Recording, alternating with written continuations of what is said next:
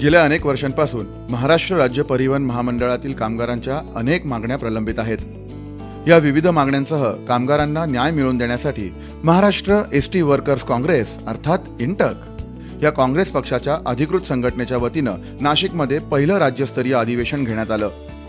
4 जानेवारी 2014ला झालेल्या या अधिवेशनाचा एक धावता आढावा आपण घेऊया।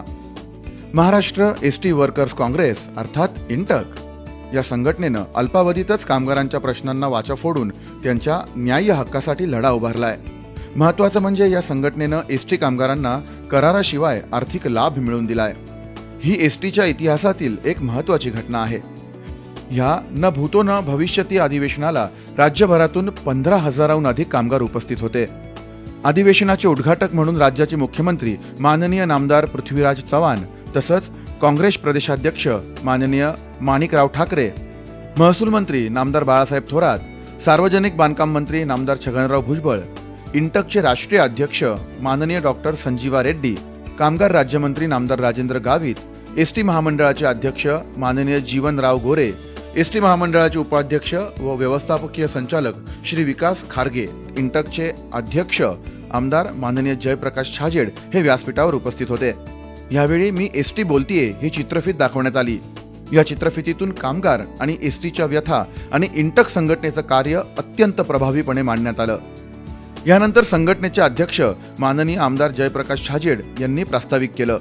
मुख्यमंत्री साहेब, तुमच्याकडे काही वेगळी मागणी आम्ही केलेली नाही। जे आमचं हक्काचं आहे आम्ही काम केलंय। महिलांनी कंडक्टरचं काम केलं असेल, मेकॅनिकचं काम केलं असेल, मुलांनी केलं असेल, नोकरी करून एसटी महामंडळामध्ये जे काम केलंय त्याचे पैसे देणं जे एसटी महामंडळाकडे बाकी आहे तेवढेच आम्ही तुमच्याकडे मागितले, नव्याने काही मागितले नाही। महामंडळाला सारखं वाटतं मान्यताप्राप्त युनियन या भोकाडीखाली 15 वर्ष गेले महामंडळ दबून राहिलेले असे माझं मत आहे। 2000 ते 2012 पर्यंत 3 करार होणं अपेक्षित असताना फक्त 2 करार झाले। त्या करारामध्ये फक्त 13% पगारवाढ मागितली, ती देखील आम्ही आग्रही भूमिका घेतली आणि पण त्या रात्री निर्णय घेतला म्हणून 13% झालेले आणि म्हणून तुमचे आभार मानण्याकरता अधिवेशन। काम करणारे कनिष्ठ कर्मचारी जे आहेत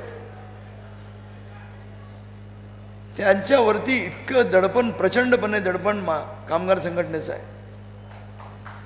मान्यताप्राप्त कामगार संघटनेच्या दडपणाखाली एसटीचं प्रशासन वागतंय याची मला दुर्दैवाने तुम्हाला आठवण करून द्यावीशी वाटते की एसटीचं प्रशासन वाटतंय।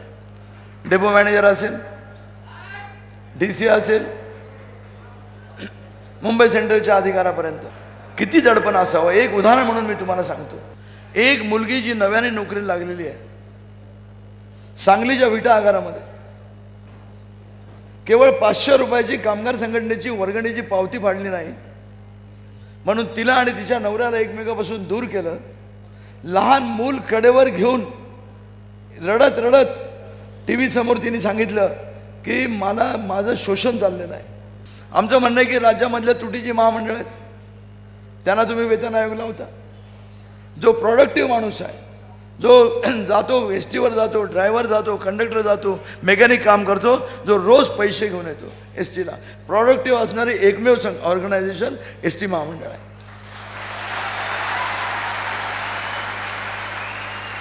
मग द्या ना त्यांना वेतन आयोग लागू करा त्यांना। साहेब, एक विनंती माझी आपल्याला की MRTO ॲक्टमध्ये दुरुस्ती करणं अत्यंत काळाची गरज आहे।